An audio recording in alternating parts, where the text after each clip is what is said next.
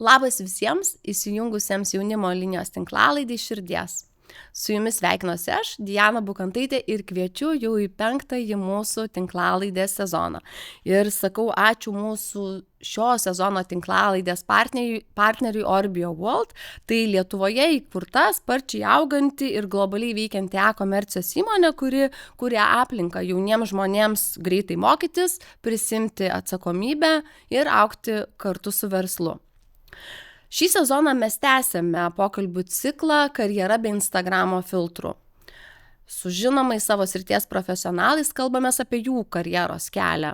Atvirai, iš širdies ir be socialiniams tinklams būdingų filtrų. Ir šiandien šypsausi tikrai iki ausų galėdama pristatyti nuostabų svečią. Tai Konstantiną Kiverį, bet turbūt daug paprasčiau, jeigu pasakyčiau, kad pas mus svečiuojasi Lilas. Ir turbūt pirmiausia, tai noriu padėkoti Lilai jums už tai, kad skiriat laiko ne tik dabar ateiti į tinklalaidę, bet ir tapote jaunimo linijos GPM 1,2 kampanijos veidu.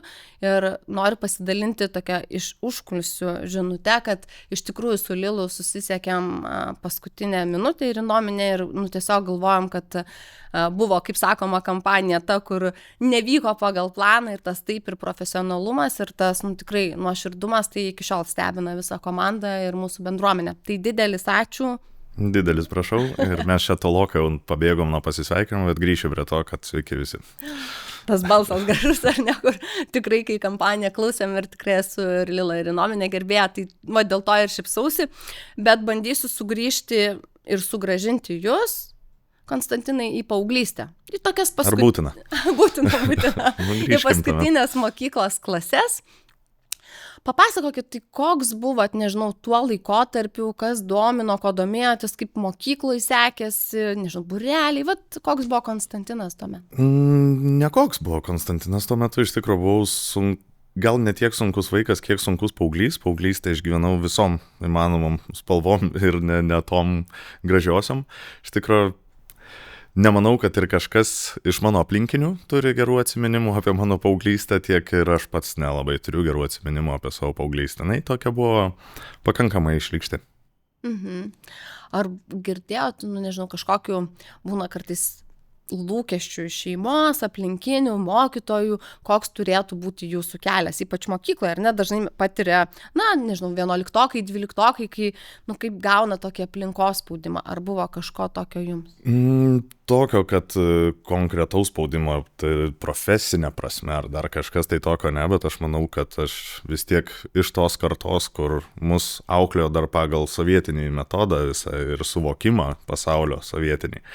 Tai faktas, kad buvo tas spaudimas, kaip ir visiems ko gero, kad jeigu tu čia nesimokysi 10-ukais, tu čia, kaip man sakydavo, gavno na palačkė be šito.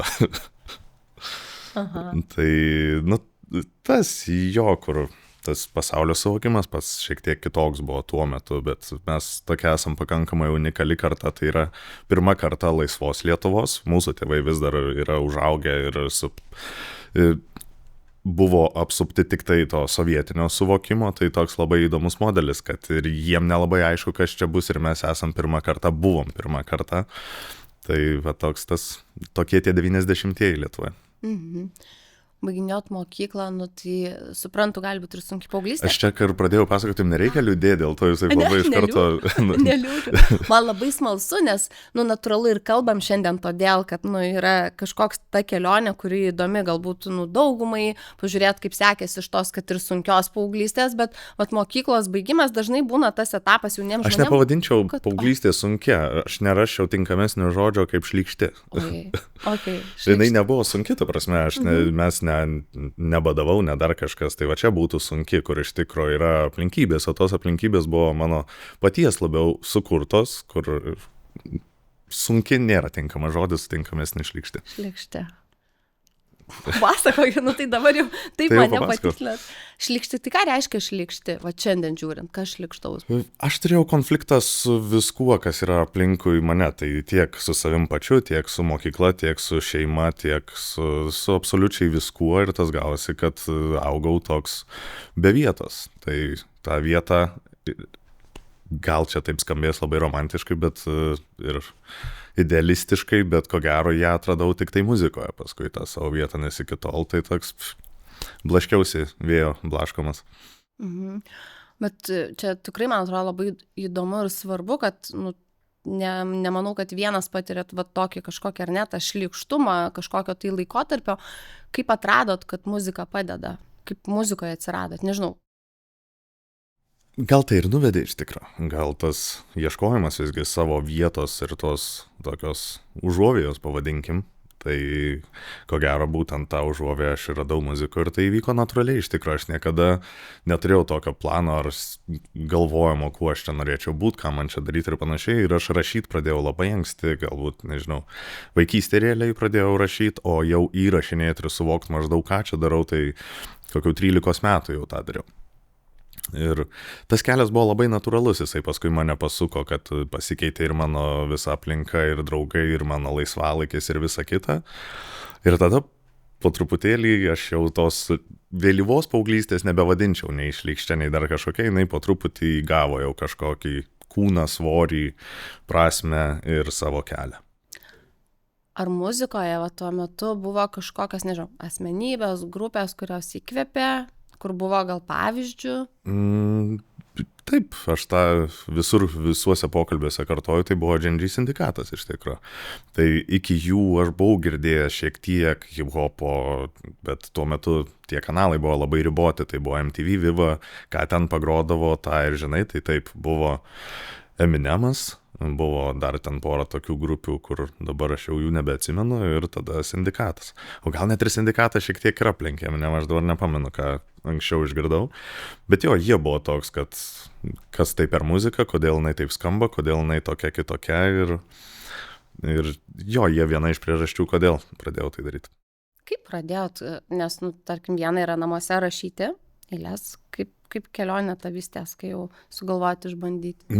Tuo metu jau prasidėjo interneto užuomazgos, tai yra atsirado formai, kur žmonės rinkdavosi į bendruomenės tam tikras, tai buvo hip-hopo bendruomenė, buvo Mirk kanalas toksai, kur irgi buvo tie hip-hopo kanalai tokie, kur ten 12 keistų vardų būdavo kampe ir su kažkuo ten gali šnekėtis.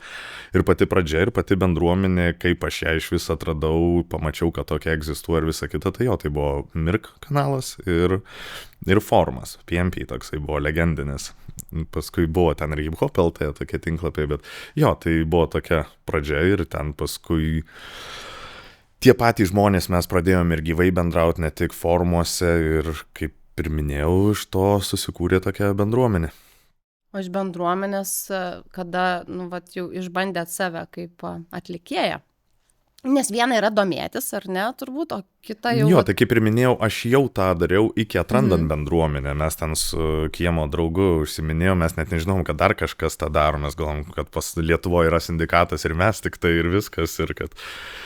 Tai paskui po truputį susipažinau su visais kitais ir tie pirmi įrašai tai vykdo namie, mes ten patys kažkokias EJ hip-hop programa, man atrodo, buvo, kur gali kaip iš tetrio dėliot muziką ir per kažkokį ten mikrofoną už 8 litus įrašinėdavom į tą programą ir tiek ir tokia buvo pradžia. Ir sakau, tuo metu mes galvom, kad mes vieninteliai tą darom ir kad čia tuo eisim į radijas, į televiziją ir paskui kada jau atradau visus tuos ir kanalus, ir visą tą bendruomenę, ir visą kitą, tada pradėjom bendrauti ir viskas po truputėlį augo. Tai yra įrašų kokybė,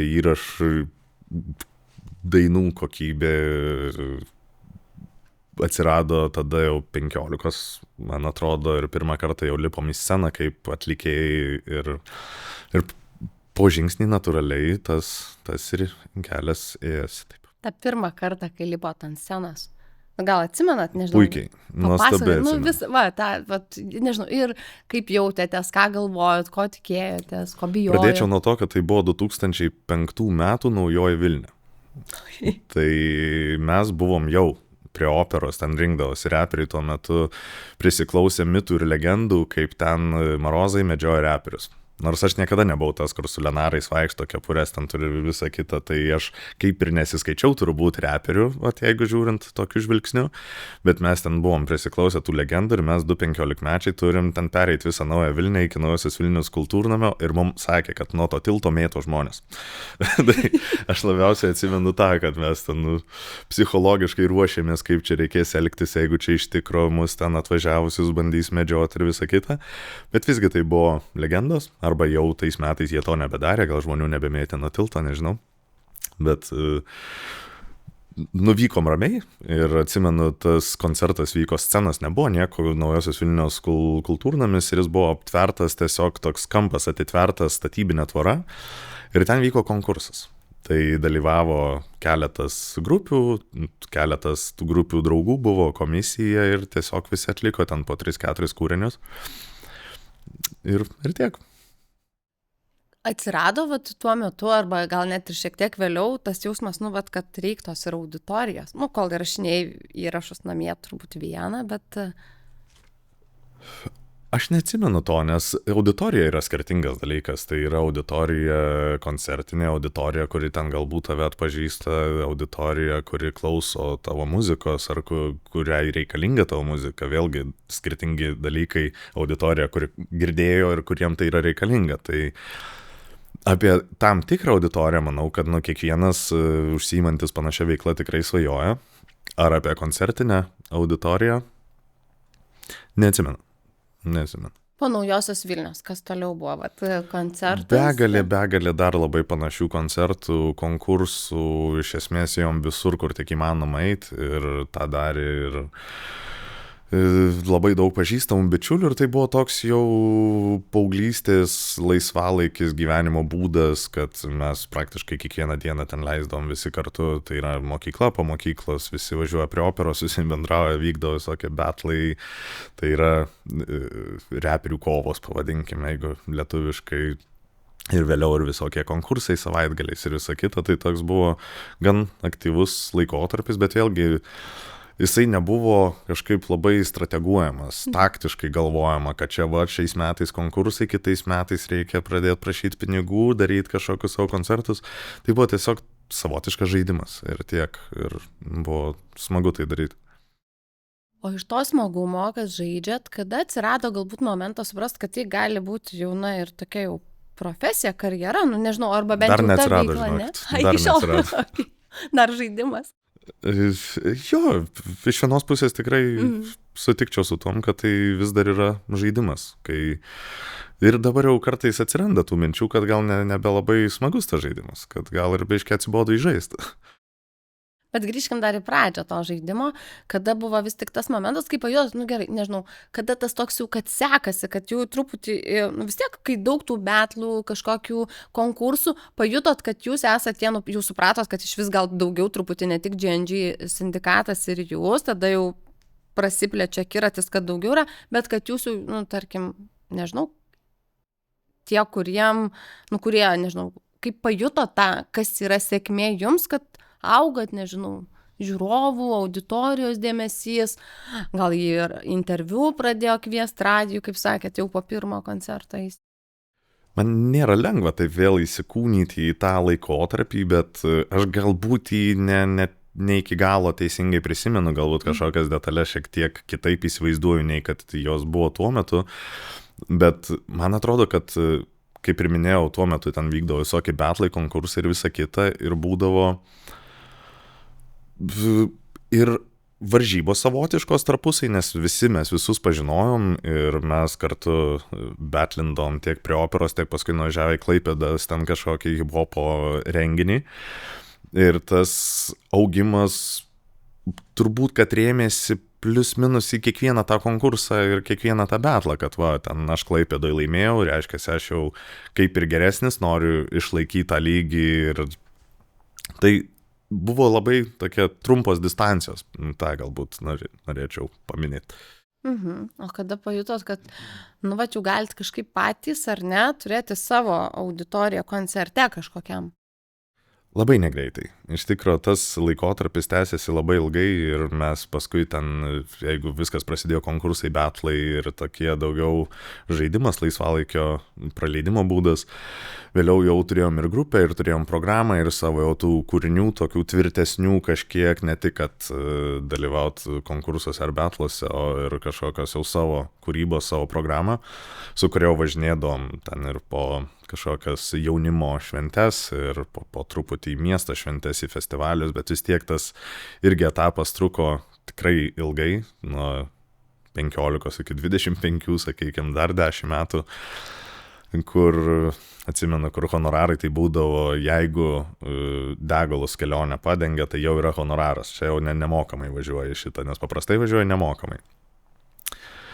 Tai iki kažkokio vėlgi rimtesnio požiūrio į tai kaip į karjeros galimybę, tai buvo irgi dar tolok. Tai kažkoks toks geras 10-metis, girdžiu, nu plius minus ar ne? Galbūt šiek tiek trumpiau, bet iš esmės tai tikrai tas laikotarpis buvo ilgas, bet jisai, nenoriu pasakyti, kad prailgo. Tai viskas buvo žiauriai smagu ir į sceną lip norėjosi, mes patys veržėmės visur, kur tik įmanoma, kur kvietė važiavom ir viskas buvo labai faina. O va tam laikotarpiu, kai, nu, man kažkaip su mokykla, tai aišku, dauguma gali galvoti, čia hobis, nu, būrelis, nežinau, ten muzika, fainai, kai jau ateina ta tokia, nu, kaip čia jaunas suaugęs, patampi kaip žmogus, ar ne, ten 20 keli ir, nu, vis tiek visuomenės tokios normos yra, nu, tai ką, reikia universiteto, darbo, o čia, nežinau, važinėja po jaunimo renginius, ar buvo kažkokio visuomeniai, nežinau, lūkesčio spaudimo, kad ne pagal normas? Nelabai, kadangi aš lygiagrečiai pradėjau ir dirbti toj pačioj srityje, aš pradėjau organizuoti tos renginius, visus jaunimo tuos pačius ir betlus ir visą kitą, ką tik tai galėjau. Aš pirmą rinkinį hip-hopo lietuviško išleidau, kai galbūt man buvo 16 metų, pradėjau nuo 16 renginius organizuoti klubuose, kur aš realiai net būt negalėjau, aš jau dirbau klubuose. Tai aš labai anksti pradėjau lygiagrečiai dirbti ir gyvenau iš tos veiklos, o muzika niekad ir nebuvo minčių, kad muzika turi uždirbti. Tai tokio dalyko nebuvo ir ne tik pas mus, to nebuvo pas nieką absoliučiai. Ir kaip lietuviška scena užaugo per pastaruosius 20 metų, tai yra nesuvokiama, nes pažiūrėti 15-20 metų atgal, mūsų patys didžiausi vardai Lietuvos koncertuodavo naktiniuose klubuose. Tai yra, jie būdavo tiesiog pramoga ir tie honorarai ir koncertų kokybė iš vis nėra ką kalbėti, tai yra kokybės absoliučiai nebuvo ir kokius koncertus daro dabar. Tai 20 plius minus 5 metai ir pajuntat, kad, nu, tai jau gali tapti ir honoraru kažkokiu, nebūtinai, kaip sakom, šiandieninės muzikos rinkos, bet kad jau ne tik degalai ir kuras, atsirado programa, kaip vystėsi toliau muzikinė ta karjera? Šiek tiek viskas rimčiau prasidėjo tada, kai mes jau subūrėm duetą Lilas ir Inominė. Iš pradžių tai iš tikrųjų nebuvo duetas, mes kai pirmą albumą darėm, tai vis dar buvau aš, Lilas, tik tai buvom su Inominė jau sutarę, kad jisai tą albumą prodiusuoja, neatsimenu ten sąlygų, bet mintis ir buvo, kad jisai pilnai prodiusuoja albumą, mes darom programą, bandysim važinėti, koncertuoti, tai tokie galbūt jau pirmos mintys tada gal ir prasidėjo, tai buvo 2009-ieji, tai kur jau truputėlį bandėm viską daryti profesionaliau. Tai paskui Lilas ir Inominė patapo grupė, kur buvo dar Mad Money, toks buvo laikotarpis labai keistas, kur mes 3 po Lietuvą važinėjom ir tuo metu jau buvo kažkokia auditorija, prasidėjo lietuviškų repo vakarėlių toks etapas, kur galima buvo surengti tiek Vilniuje, tiek Kaune, tiek Klaipėdoje, tikėtis 100, 200, 300 kartai žmonių ir tai jau leisdavo kažką uždirbti ir tai jau galėjo turėti kažkokį ir finansinį stabilumą ir finansinį pagrindą netgi tai pačiai kūrybai, kad tu turi iš ko klipą nusifilmuoti, sakykime, ir jau atsiranda žmonės, kurie gali nufilmuoti tą klipą. Tai nuo 2009 toks galbūt prasidėjo jau judėjimas, paskui 2011 metais atsirado hip-hopo festivalis Dinamitas, kurį organizavau. Ir turbūt, kad vat, tie laipteliai tokie ir buvo ir po truputį, ir šiaip tuo metu lietuviškas hiphopas labai sprogo, nes tai sutapo su YouTube'o, neatsiradimu, YouTube'as atsirado anksčiau, bet Lietuvoje išpopuliarėjo, sakykime, ir labai daug lietuviško hiphopo atlikėjų pradėjo rinkti tai, ką dabar ar prieš porą metų rinkdavo lietuviški komikai dabar, kuris tą daro, tas žvaigždė. Tai va ten va toks pokytis pirmasis galbūt buvo. Ir kažkaip nukeliavote iki festivalių didžiausių, ar ne, ir savo jau koncertų. Kaip? Keliavom ir nukeliavom, bet vėlgi mes praėjom viską nuo žemiausių laiptelių. Tai pirmus kartus, kai mes koncertavom festivaliuose, tai mes koncertavom dienos metu palapiniai, be jokio užmokesčio, be nieko, dažniausiai net iš savo finansų. Iki ten, įmant, nežinau, pirmą kartą apie 20 koncertavom festivalyje Galapagai, kur jau rimtesnis festivalis lietuviškas buvo. Ir po 7, 8, 9 metų grodom jau pagrindiniai sceną ir geriausių laikų. Bet mes kiekvieną sceną praėjom, kiekvieną laiptelį išgyvenom. Ir dėl to ir klausiu, kartais atrodo, kad tai savaime suprantama, bet labai dažnai šiandien mes socialiniuose tinkluose matom, tą vat tokią gražiąją pusę, tą finalinę pusę, kur yra, nežinau, scena, atlikėjas, Žalgirio arena pilnutėlė, arba ten Vingio parkas, ar ne, ir atrodo, kad čia taip atėjo ir kažkaip padarė. Tai man turbūt, Konstantinai, ir faina girdėti, nuo to mažiausių festivalių, mažiausių scenų reikėjo užsidirbti ir tai kainavo pastangų. Ar buvo laikas kažkuriuo metu toj kelioniai, kai atrodė, viskas vyra rankos, nežinau, nebeverta tęsti? Ne, niekada nebuvo, nes mes neturėjom kažkokio lūkesčio, kad aš žinau dabar nemažai atlikėjų, kurie ateina su labai aiškia strategija, per 5 metus man reikia Žalgirio arenos. Tai yra pirmais išleisiu ten tokius, antrais, trečiais singlų, kartu su kitais atlikėjais išleisiu tokie koncertai, 5 metais man reikalinga arena, jeigu to nėra, tai reiškia, aš neįdomus, manęs nereikia ir panašiai. Mes niekada neapsikrovėm tokiais klausimais, mes niekada neįsivaizdavom iš vis, kad kada mes koncertavom 2010 ar 2011 Galapaguose palapiniai antrą dienos, kur net garsistas netėjo, nes niekam to nereikėjo. Mes negalvojom, kad tai yra kažkas blogai, kad čia, tikimės kitais metais jau būsim, ne, žiauriai faina, mus pakvietė į festivalį, mes, turim palapinį, atgrojam ir varom toliau švęst, nes faina. Ir tas augimas vyko natūraliai ir mes to plano neturėjom ir automatiškai neturėjom ir nusivylimų. Vat kada nueini jau iki kažkokio aukštesnio laiptelio ir paskui tenka žengti atgal, pavyzdžiui, tada būna jo tokių pamąstymų, bet iki tol viskas, kol auga, viskas super yra. Augat, geriausi laikai žinomiausiose festivaliuose, ar, kaip sako, buvo ta žvaigždžių lyga užėjus? Kaip dabar atrodo, tiesiog, jeigu atsukat laiką atgal, tuo metu tai paprastai žmonės nemato, bet jeigu šiandien save vertina. Pačiam sunku vertinti tokį dalyką, čia ko gero gal aplinka galėtų pasakyti, bet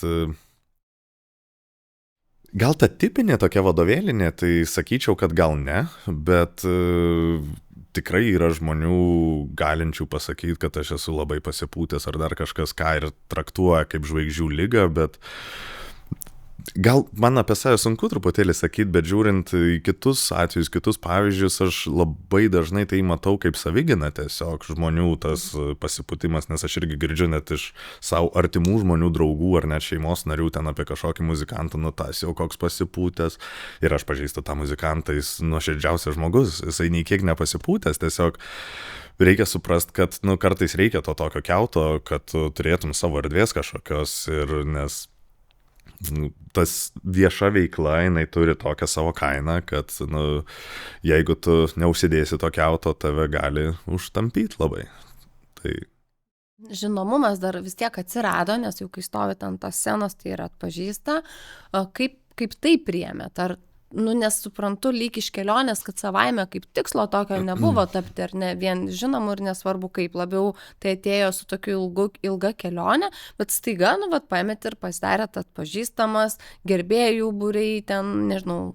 Matot, nenutiko tai staiga. Aš kaip ir minėjau, ta kelionė tikrai buvo labai ilga ir ten pirmas atpažįstamumas tai galbūt dar buvo ten 2005-2006 metais, kur po konkurso eini ir sutinki kažkokį žiūrovą, kuris ten buvo ir jisai pašnairuoja tai ir tai jautiesi fainai, gal, turbūt, aš nepamenu, kaip aš jaučiausi, bet mes nesudalyvavom Kelias į žvaigždės, mūsų niekas neuždarė ir mes neišėjom žvaigždėm. Ir net apskritai mes niekada netraktavom, čia žvaigždės, ne žvaigždės, dar kažkas, mes užsiėmėm savo veiklą, aš tą darau, nes nieko kito daryti nemoku ir tiek. Ir tokio pas mus niekada nebuvo, o paprastai tu atkreipi dėmesį, sureaguoji ir pamatai, kada kažkas va taip nutinka.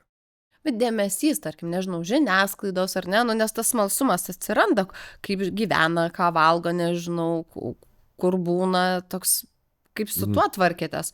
Nes tikiu, kad ne iš karto, bet na, smalsumas yra, nu, taip jau sudėlioti tie žinomi žmonės, nesvarbu, kurioje srityje. Smalsumas iš kurios pusės? Iš žurnalistų visuomenės, nes nusmalsu. Na tai taip, tai mes dalyvavom laidose, pokalbiuose ir panašiai kaip ir šiuo metu. Tai, bet tą pasirenkam patys dalyvauti ir suprantam, ko atėjom ir ateinam pasišnekėti, jeigu matom tame prasme, tai viskas su to labai super. Dalis jaunų žmonių šiandien nori profesijos būti influencer. Tiesiog, ar ne, atrodo, kad tas ir žinomumas savaime yra kaip tikslas. Kaip vertinat, ką matot jūs kaip jau pabuvęs ant tų žinomumo? Aš šiaip žmogus pabuvęs jau.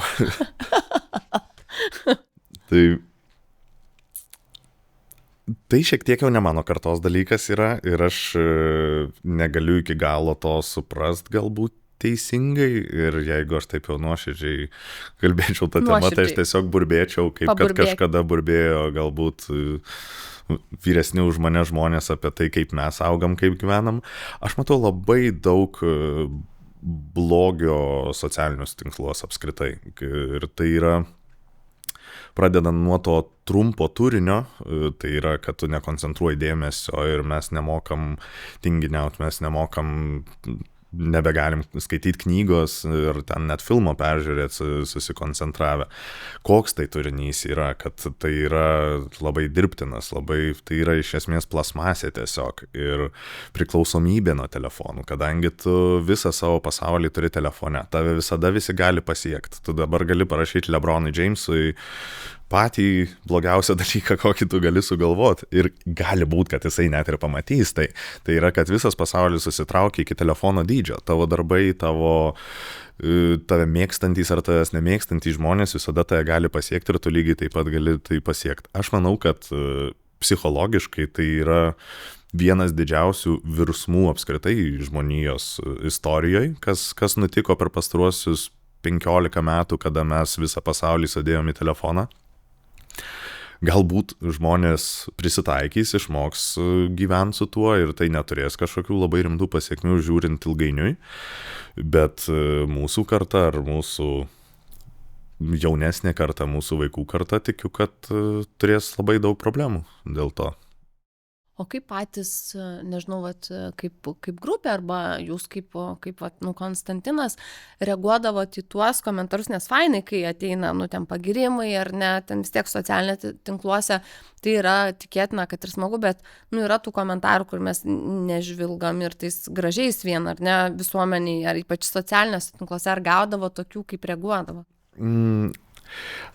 Aš nesutikčiau su tom, kad labai faina, kad tai giria, nes tai yra lygiai tas pats, lygiai tokį pat poveikį turi galvai, tai yra didelės labai pagiros tau, kad koks ten fainas, gražus, kaip čia gražiai dainuoja, čia aš ne apie save, man šito konkrečiai nerašo, bet tie geri liaupsinantys komentarai turi tokį pat neigiamą poveikį kaip ir neigiami komentarai. Į tuos, kur tave labai aukština, tu reaguoji lyg tai būtų tiesa, jo, aš toks, neigiami kaip neadekvačius.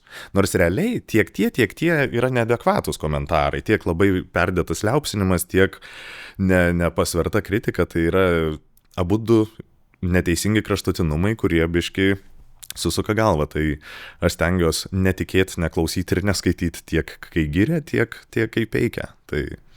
Ir neskaitydavot, ar skaitydavot? Ne, tai tu gali stengtis neskaityti, aš jau gan ilgą laiką stengiuosi neskaityti, bet vis tiek tai pasiekia, kažkas atsiunčia, kažkur netyčia pamatai praeidamas pro šalį, kažkur atvažiuoji pas tėvus, mama pasako, kad na, tu skaitai, kaip rašė, neskaičiau ir nenorėčiau skaityti.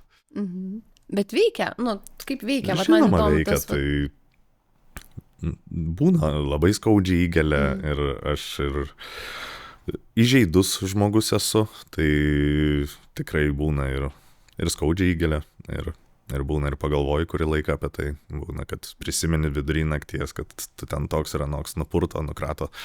Tai nėra malonus dalykas. Ir esu girdėjus to ir iš kitų pašnekovų, kad irgi gali gauti tą 100 ačiū fainai, bet yra vienas tas, kuris toks skaudesnis ir apie jį galvoju, nes vis tiek jis kažkaip paliečia, ar ne?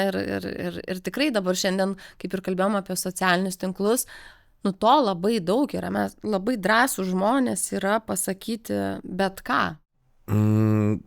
Gal čia pratęsčiau dar socialinių tinklų temą, kad anoniminiai komentarai, ypač anoniminiai, yra absoliutus vėžys, jie turi išnykti. Taip negali būti tokie dalykai, čia apie absoliučiai bet ką diskutuojant, tai yra absoliučiai bevertis, tik tai kenkėjiškas dalykas, jisai neturi nieko gero savyje, absoliučiai, tai dažniausiai tie anoniminiai komentarai, po jais nerasi ten gerų minčių, ten kažkokių pasvarstymų, pamastymų ir vien tas konceptas anoniminio komentaro būtent tai ir suteikia. Žiūrėkit, drabstykimės mėšlų visi. Dabar visi turi teisę drabstytis mėšlų. Apie bet kokią temą, apie bet kokią situaciją, apie bet ką. Tai aš tai manau, kad šitas tikrai turėtų išnykti ilgainiui, kad jeigu komentuokim vardu, pavardę ir nuotrauką. Ir komentuokim tai, ką susitikę galėtumėm pasakyti. Čia svarbiausia turbūt, ar ne, nes vis tiek tos drąsos kažkaip rašyti yra daugiau pa žmonės, ypač su netikrais profiliais, bet skaudina turbūt irgi vienodai panašiai. Bet čia ne tik apie vieną yra asmeniniai įžeidimai, sakykime, ten kažkokios kandžios replikos, dar kažkas, čia yra viena, bet tu tame gali ir skleisti melą, propagandą. Ir tai yra didžiulis ginklas, didžiulis įrankis ir bent jau šiuo metu absoliučiai nevaldomas ir nekontroliuojamas. Mes puikiai matom, kas darosi socialiniuose tinkluose. Facebook'e karaliauja botai ir karaliauja visa ta propaganda ir visa kita. Ir reikia pripažinti, kad mes to absoliučiai nesukontroliuojam. Mes labiau susitaikom su situacija, kad jinai tokia yra. Ar turite receptą pats savo, kiek būnat socialiniuose tinkluose, ar kažkokias, nežinau, higieną? Realiai aš pats socialiniuose tinkluose dalyvaut, tai nebedalyvauju labai seniai. Aš tik tai profesiniais tikslais, ką reikia, tai yra aš tą kaip reklaminę platformą naudoju, kad aš kažką iš asmeninio gyvenimo pasidalinčiau, parašyčiau, pakomentuočiau ir dar kažką neatsimenu apskritai, kada taip yra buvę. Jau daug metų aš to nenaudoju, Facebooką turiu numirusį visiškai ir stengiuosi ir neatsidarinėti iš tikrųjų netgi jų ir jeigu ne profesija, tai manau, kad išsitrinčiau socialinius tinklus ir gyvenčiau gražų gyvenimą. O, super. Geras. Bet tos profesijos vis tik yra, kur, kaip sakoma, sukuria poreikį šiokį tokį ar ne ten būti, nes ten yra dabar, kaip sakom, gyvenimas yra telefone. Man dar norėtųs truputį sugrįžti irgi tą laikotarpį, tą profesinį, kai jau buvo tie tos scenos, kur, nežinau, kur jau auditorijos pasiektos maksimalios. Kaip jautėtės tada? Koks yra jausmas, nes tikrai daugumai yra nežinoma, ką reiškia stovėti ten prieš, nežinau, keliasdešimt tūkstančių žmonių, kokia ten energija vyksta muzikantui, matyti, kad tie žmonės tą vakarą atėjo dėl muzikos, dėl... Aš šitą lūžį tai labai aiškiai ir konkrečiai vardinčiau, pas mus tas toks muzikos karjeros lūžis, tai buvo, kada mes surengėm pirmą areną, tai buvo apskritai nebuvo tokio dalyko kaip areninių atlikėjų Lietuvoje praktiškai, o mes buvom reperių grupelė, kurie daro kablį lofte, tai yra toks buvo visiškas rock'n'rollas ir nesąmonė, tai ką mes darėm ir kad paskelbėm, kad darom koncertą Žalgirio arenoje ir tas rock'n'rollas ir nesąmonė puikiai suveikė ir tuo metu tai buvo tikrai didžiulis kiekis žmonių ir visa kita ir tai kaip ir buvo toks kulminacija, svajonės išsipildymas, nors net nežinom patys, kad tokią svajonę turim ir puikiai atsimenu, kaip aš po to jaučiausi, tai yra labai prastai jaučiausi. Porą savaičių kokių iš namų nenorėjau neįti, nei galėjau eiti realiai ir tas pasekmes jaučiu ir iki šiol ir manau, kad tokio dydžio koncertai ir tuolab, kad man ta veikla visas gyvenimas, man tai buvo velniškai svarbu ir tas pats koncertas buvo tikrai svajonės išsipildymas. Tiesiog tu stovi ant tos scenos ir negali patikėti visiškai, bet yra dar tokie dalykai kaip hormonai smegenyse, kurie atitinkamai reaguoja į tai ir atitinkamai paskui kaip aukštai jie buvo, taip žemai ir krenta. Ir tai išbalansuoja visą tą smegenų hormoninę veiklą. Ir paskui turi gyventi su išbalansuota hormoninė veikla. Kas padėjo? Tarkim vis tiek, sėdit gyvas su šypsena. Tai miręs dar nebuvau, tai ir sėdžiu gyvas. Gerai. Su šypsena irgi tai visada buvai su šypsena. Tiesiog, tai buvo ir toks karjeros lūžis ir galbūt ne tik ta prasme, kad nuo tada mes pradėjom koncertuoti, jau buvom headlineriai festivaliuose, arenose ir visa kita, bet tuo pačiu ir išsijungė tas toks vidinis rock'n'rollas, pradėjom šiek tiek ir bijoti ir vengtos scenos ir viešumos apskritai, nes jo ir to dėmesio daug daugiau atsirado nuo tada. Ir vėlgi tos smegenėlės, kad tu jau stengiasi saugot save, žinai, kad po koncerto ko gero savaitėlę man bent jau neskambinkit, aš savo kambarį ir pabūsiu, pažiūrėsiu į lubas tuo metu. Ir visa ta savijauta, visa ta būsena galų gale privedė, kad mes nusprendėm, kad mums nebereikia šitą, padarom paskutinį. Tada supratom, kad neturim ką toliau daryti, tai grįžom vėl, bet čia kita istorija. Bet tai yra irgi sceninės veiklos, tokia papildomi dalykai, kurių nemato, negirdi žmonės, bet tai yra viena iš sudedamųjų šitos veiklos. Tai yra išsaugot savo galvą. Bet labai svarbu, nes, kaip ir pats sakot, nemato ir negirdi, nes matom tik tai tą ant scenos momentą, nematom repeticijų, nematom jausmų, kurie yra prieš ir po koncertą, kur sukelia tikrai daugybę, ar ne, ir to nerimo, nežinau, ar jums patiems yra buvę irgi tuo metu, kai jau pasieki tą svajonę, jausmas, kad o kas toliau, ar buvo kažkada jausmas, kad atėjo jau ir mažiau žmonių ir tas pradėjo svyruoti?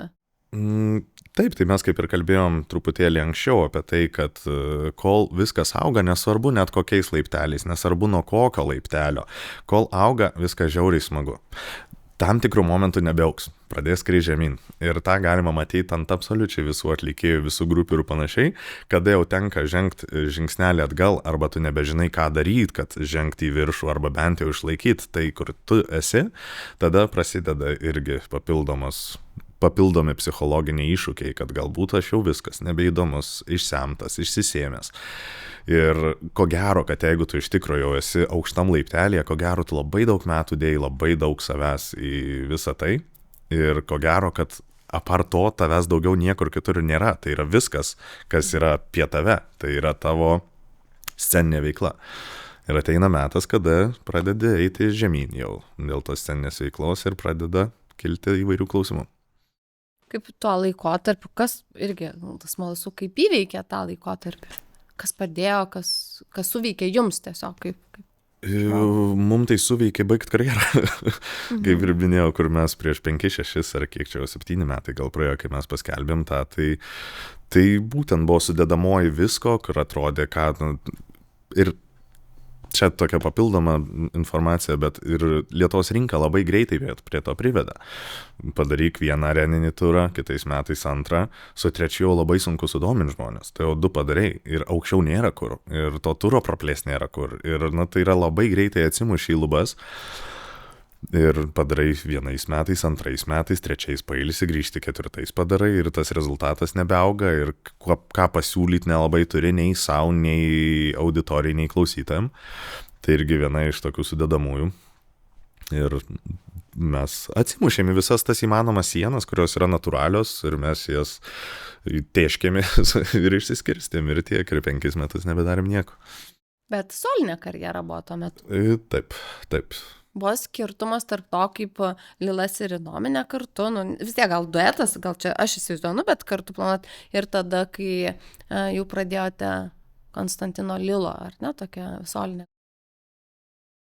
Jo, tai Konstantinas Lilas, tai aš vis dar turiu tą projektą, man jisai fainas, bet Jisai turi keletą aspektų. Tai vienas iš jų, kai mes su Lila Sirinominė nutraukinėjom tą bendrą kūrybinį kelią, tai aš nuoširdžiai neturėjau sprendimo, ar aš apskritai noriu dar kažkada į sceną, nes kaip ir minėjau, man tikrai tas buvimas scenoje kainuoja daug ir iki šioliai kainuoja daug ir aš iki šioliai svarstau, kiek man tai reikalinga ir kuris visgi bus paskutinis taškas jau ir kada nebelipsiu visgi į tą sceną.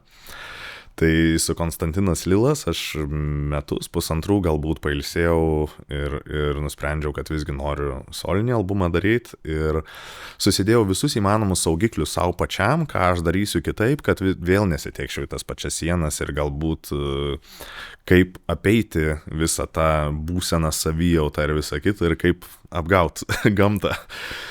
Tai atrodo, kad susidėjau viską. Tai yra, kad tai bus alternatyvi muzika, nišinė muzika, daug mažesniam ratui, kad tai bus maži koncertėliai irgi nišiniai teatrai ir visa kita. Tai vyko ir viskas tikrai labai neblogai ir lyg ir panašiai kaip ir buvo planuota, bet gamta yra gamta ir tas jausmas galvoj ir po koncertų ir visa kita išliko tiek nerimas, tiek jausmas po viskas lygiai taip pat. Tai va toks Konstantino Lilo etapas. Ir kažkas, aš tikiu, kad jau tikrai prieš tą legendinį sugrįžimą, tas išparduotus bilietus pirmą kartą Lietuvos istorijai per keliasdešimt ten valandų, ten 36 ar panašiai. Ką patyrėt priiminėdami sprendimą, kad sugrįžti. Nes, mes matėm faktą, matėm jau pasiekmes, labai lengva atsisukti ir šiandien pažiūrėti, kaip pavyko, wow. Bet tada, kai svarstėt su Įnominė, tą jausmą, kas bus, kokie gali būti ar ne variantai, gal tą laikotarpį galit praplėsti? Mes bijojom skelbt, nes visų pirma, tai mes nutraukėm prieš 5 metus, mes neturim teisę skelbt. Tai tiek moraliniai šitie dalykai, tiek žmonių reakcija. Mes galvom, kad tikrai bus daug maišančių su žemėm ir to visiškai nesinorėjo, to gyvenime netrūksta, kad maišytų tą su žemėm.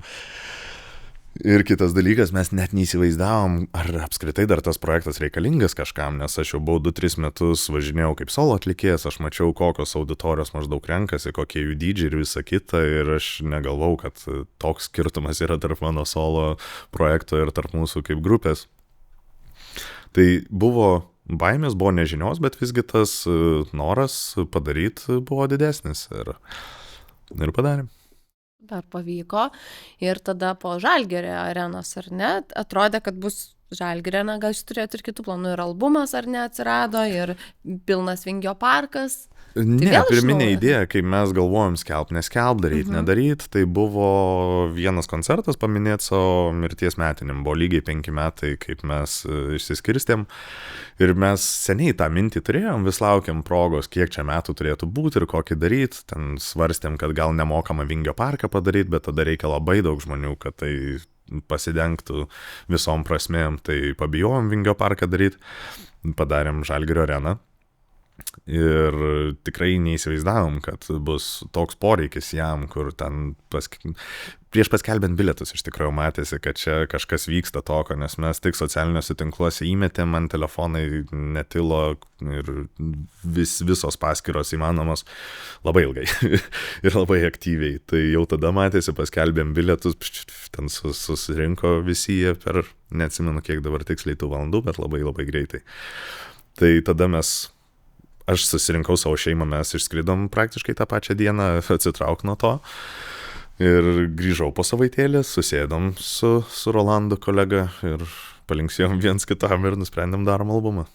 Fainai, tai aš tai labai džiaugiuosi asmeniškai, kad ir įvyko ir pavyko ir kad sugrįžot nors ir per metinės, bet truputį galvojant, iš tos perspektyvos dabar kitos, ar ne, 5 metus nebuvot, ar ne, toks man, kitas paveikslas piešęs, 5 metus nebuvot, per daug koncertavot, bet aš turiu omeny jūs kaip, žinomi žmonės, kaip žinoma muzikos grupė, kažkaip tokį sugebat sukurti populiarumą be kažkokių skandalų nuolatinių ir buvimo, nežinau, visur, kur reikia ir nereikia, ar ne?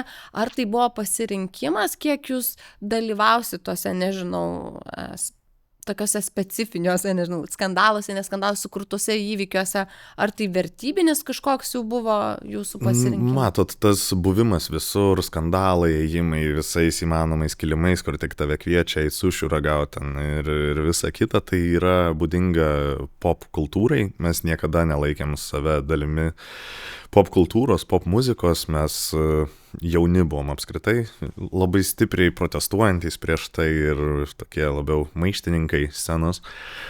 Ir tebelaikom iš esmės. Ir mes niekada nevaikščiom į tos reklaminius renginius, labai plačiai nevaikštom ir po laidas, po pokalbius einam tik ten, kur mums iš tikro faina. Ir labai džiaugiuosi ir neatsimenu tokio atveju, kad reikia parduoti bilietų, reikia kažkur nueiti keletą laidų. Tai turim prabangą to nedaryti ir nedar. Bet ir pasirinkimas yra, ar ne? Nes mes matom ne tik pop kultūroje šiandien, ar ne? Nu, tarkim, gali būti, kad hip-hopas, ar ne, kaip ta kryptis buvo tokia protestuojanti, bet šiandien atrodo kartais, ar ne, kad tas žinomumas yra kaip siekimas kažkokio tai dalyko, bet kokį jis atneša privalumus, tai ir trūkumus, gal tai galite truputį irgi atskleisti.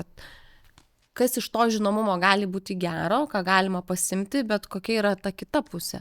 Aš įsivaizduoju, kad kiekvienas atvejis skirtingas iš tikrųjų ir koks tikslas, jeigu tikslas būti tiesiog žinomu vardan žinomumo, nes nori būti žvaigždė ir tebūnie, ir būk ta žvaigždė, jeigu tau faina būti žvaigždė ir toks tikslas, nes ir tokių atvejų turim daugumą, ko gero, influencerių tarpe.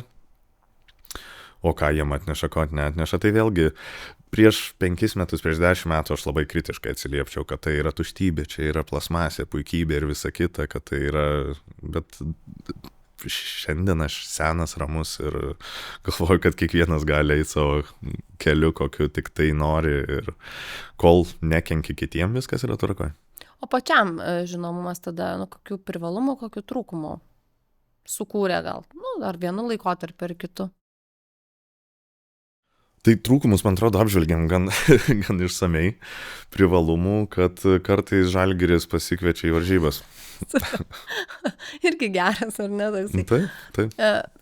Tiesiog aš galvoju, kad žinomumas apskritai, tarkim, vertinant ir iš tos nerealios dovanos jaunimo linijai, kartais yra irgi kanalas pasakyti žinutes, ar ne? Vat kaip ir sako, ateina ten, kur prasminga, daro tai, kur matot vertę. Tai tiesiog man gal norisi užfiksuoti ir padėkoti, nes kai gauni galimybę būti kartu su žmogum žinomu, ar ne, va šiuo atveju jaunimo linijai, tai ne dėl žinomumo, ar ne, pasirenkame, bet dėl tai, kad ta žinutė gali būti tikra, tai va tas ir vertybinis turbūt labai svarbus dalykas, nes jeigu, nežinau, yra tų žinomų ir daug žmonių, ar ne, ir influencerių, bet nebūtinai kartais žinutės transliuojasi, tai čia tas kampas, kad galit pasakyti tai, kas svarbu, šito kampo nepagalvojau, kad jo, yra ir gerų dalykų iš to, kad jeigu iš tikro tai gali kažkiek prisidėti prie tokių iniciatyvų, veiklų kaip jaunimo linija, tai čia yra labai geras dalykas, ką gali duoti kažkoks vienoks ar kitoks žinomumas. Klauso mūsų koks jaunas žmogus, įsivaizduokim ir galvoja, gal ir visai norėčiau, arba labai norėčiau būti tuo, tokio karjeros kelio, arba tiesiog būti muzikos pasaulyje. Kaip manot, kokių asmeninių savybių reikia, kad jame irgi ir būti, ir išbūt? Vėlgi muzika muzikai labai nelygu, kokioj scenai norisi būti, kokį vaidmenį ten užimt, kodėl norisi būti ir visa kita. Tai pop muzikoje yra labai nuvertinama savybė kvailumas. Pop muzikoje kvailumas yra pagrindinis dalykas, jeigu būčiau projekto prodiuseris, pagal ką rinkčiau. Tai aš nenoriu nieko įžeisti, iš tikrųjų, ten reikia daryti tam tikrų dalykų, kur žmogus, jeigu labai daug mąstytų, ko gero jam būtų labai sunku tą daryti. O mes turim pavyzdžių, kurie gali leptelt bet ką, jie gali pasakyti, padaryti, sudalyvauti, nueiti be jokių klausimų, jiem tai gaunasi labai natūraliai, tai yra nuostabi savybė. Bet įsivaizduokim, kad šitas jaunas žmogus ne į tą muziką eina, tai visur kitur, sakyčiau, jau pagrindas yra tiesiog noras, jeigu iš tikro labai nori, tai rasi ir tų kampų savo asmenybę, kur galbūt paryškinęs, atrasi mėgstančių ir susikursi tą savo charakterį. Ir manau, kad būtent tas noras, iš kurio ir atsirast, galėtų ir užsispyrimas, ir pastangos, ir visa kita eiti tuo keliu. O kaip pajausti, šiandien tikrai pasaulis pilnas tų galimybių ir mes jas pasiekti, jaunas žmogus gali daug labiau, nes atrodo ir yra daug pasirinkimų, informacijos, pasaulis atsivėręs visai kitaip. Bet, tarkim, kaip pajusti, jūs nuomonė, kad aš bandau, darau kažką, stengiuosi, jau keleri metai ir nejuda, ar ne? Tai kiek dar turėtų to užsispyrimo, o kada jau sakyt, kad, gal čia ne man?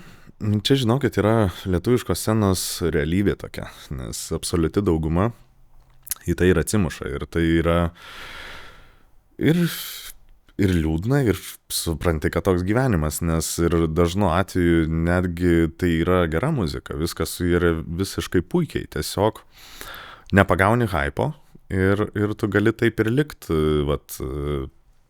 ant to laiptelio, nors atrodo, kad viską darai teisingai ir socialinius tinklus vedi ir muzika tikrai nebloga ir sudalyvauji laidose ir visur pasirodo ir dar kažką, o nuo to laiptelio niekaip negali atsispirti ir kaip nuo jo atsispirti, kiekvienas, kas kam pavyksta, kiekvienas suranda savo būdą ir dažniausiai tai būna vienas kažkoks žingsnis, tai gali būti vienas žingsnis, ar tai būtų singlas, klipas, koncertas, poelgis, skandalas ar dar kažkas. Tai ir būna tas, bet tai nėra labai paprasta surasti tą savo būdą. Pabaigai turim irgi klausimą, artėjant prie pabaigos iš partnerio tinklalaidės Orbio World, tai kokį mitą apie sėkmę galėtumėt paneigti šiandien? Kokį mitą paneigti? Man visą laiką būdavo, nežinau, čia nėra paneigimas, bet labai toks ironiškas oksimironas praktiškai, kai pasakau, kur tie jau didieji koncertai prasidėjo ir kur po koncerto būdavo sunku išeiti iš namų savaitę, dvi ir panašiai, sunku su savim būt. Ir skambina žurnalistai ir klausia, tai kokia jūsų sėkmės paslaptis? Tokia ir paslaptis. Konstantinai, šiandien, čia ir dabar, kokie 3 dalykai iš tikrųjų džiugina? 3 dalykai. Žmona, 1 sūnus, 2 sūnus, bet dar ir 4 noriu pridėti, kuris mane labai džiugina, tai lauko virtuvė, kurią įsirenginėjau ir kur svajoju, kad rytais galėsiu kepti mėsą. 4 dalykai. Super. Tai tikiuosi, kad jų yra ir daugiau, ir bus daugiau. Tai labai noriu padėkoti už laiką, kurį skyrėte, dar kartelį kartoju, ir mūsų kampanijai, ir tam atėjimui, kai labai renkatės, kur eiti ir kiek būti. Sakėt pats, kad ten tie visi perdėti komentarai geri veikia taip pat neigiamai kaip blogi, bet ačiū, tai yra tikrai labai nuoširdus. Ir mes jaunimo linijai norim sakyti kartais, kad kiekvienam turbūt gyvenime yra ir labai tų tokių aukštų momentų, ar ne, tų sėkmės olimpų, bet būna ir tų dienų, kai atrodo riedi nuo kalno. Tai simboliškam priminimui mūsų vilties knyga, kur žinomų žmonių istorijos apie tai, kai būna labai tamsu ir atrodo nebėra jokių prošvaisčių, bet vis tiek ateina ta kita diena, nušvinta viskas ir vėl būna geriau ir šviesiau. Tai labai linkiu, kad tų šviesių dienų būtų kuo daugiau jūsų ir kasdienybėje ir karjeroje. Labai laukiam 27 metų ir to koncerto ir tikiuosi, kad po jo bus daug mažiau laiko atsigauti ir daugiau tų teigiamų emocijų. Tai ačiū labai. Ačiū Jums labai tiek už iniciatyvą, tiek už pokalbį.